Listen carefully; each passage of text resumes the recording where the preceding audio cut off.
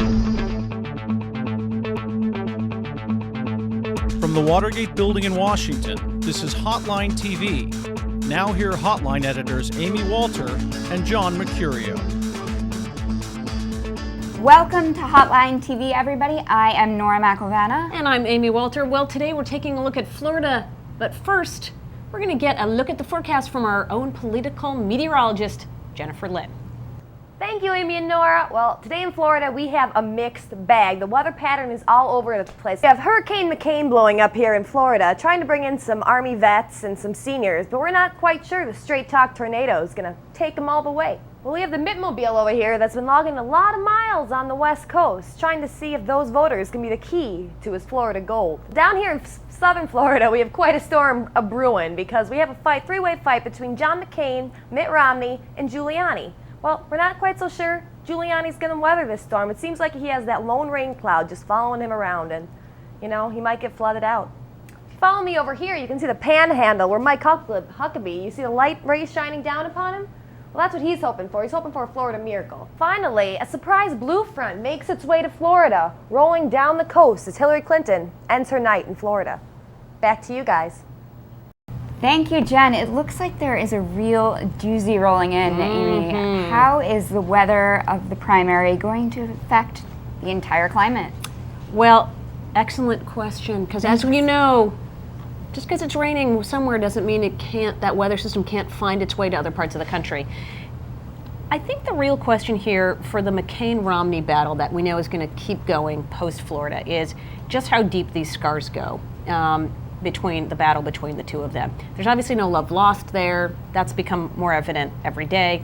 But more importantly, they are really getting to what I think are their bigger problems.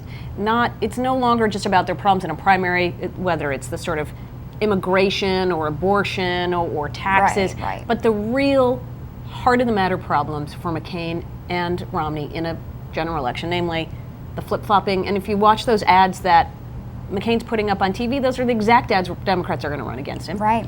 And going after McCain on, well, he doesn't know much about the economy, and the economy is really important.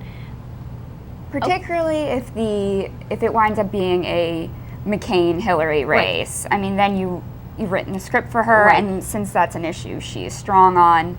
Right. Do you just recycle a lot right. of And that? the same thing, you know, the flip-flopping has been everyone versus Romney. Huckabee was in Florida today.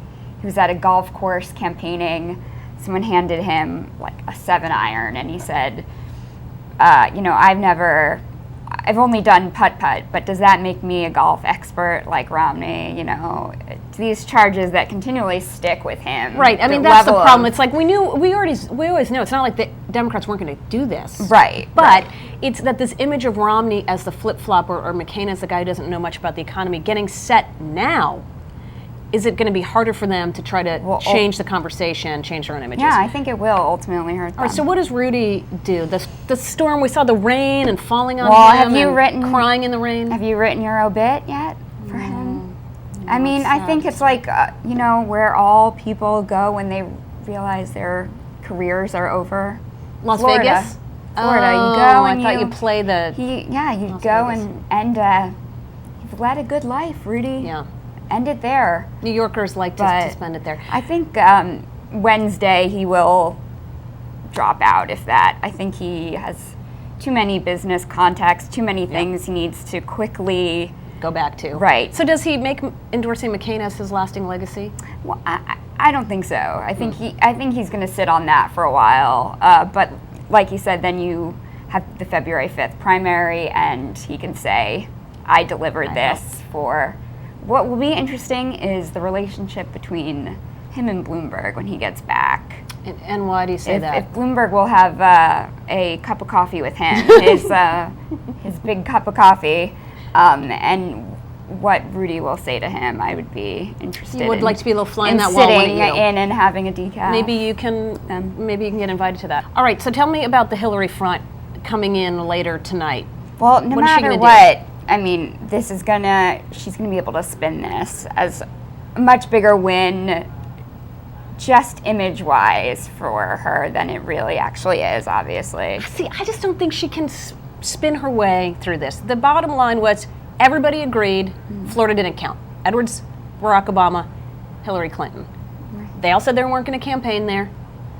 They all abided by the rules. And now she's going to come in and say, well, hey, I won, and we can't discount these nice people in Florida. But I mean, we all have connections to Florida, whether it's Disney World or whether it's, people in New York that half-time live in Florida. I think there's a lot of, this is a state that's going to matter no matter what, and I think she's making the right move by going there and at least putting on a happy face at 8 p.m. exactly. Right. When It's like, though, she will be overshadowed, obviously, by what's happening on the Republican side. How much room the press gives her to spin it will be interesting, but I still think that the trajectory post-Florida, her win in Florida, if indeed is big, is not going to be as much of a bump. Will it as be it enough to soften the South Carolina blow, though? There we go. That's the question. Well, it seems we've run out of time, but we'll be here tonight updating on call all night so you can find out the latest conditions. That's right. We'll have our Doppler 2008 here with the most accurate political forecasts in the country. So until then, we will see you tomorrow on Hotline TV.